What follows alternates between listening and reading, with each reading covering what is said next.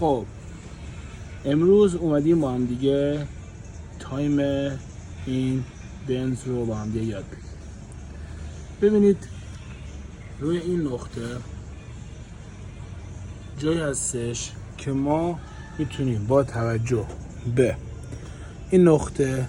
و آلنی که این کنار بذاریم، آلن 4، و همچنین زمانی که میتسوپاپ سمت هوا رو قرار میدیم و در حالت چپگرد و همچنین پیچی رو و سوراخی که اینجا داره و ما باید بچرخونیم تا به اون جای مد نظر برسیم. و زمانی که این اوکی شد ما روی این نشانگر باید اوتی رو قرار بدیم سر پولی میلک. اینگونه هستش که تایمینگ ماشین ما اوکی خواهد بود و ما میتونیم به راحتی متوجه این جریان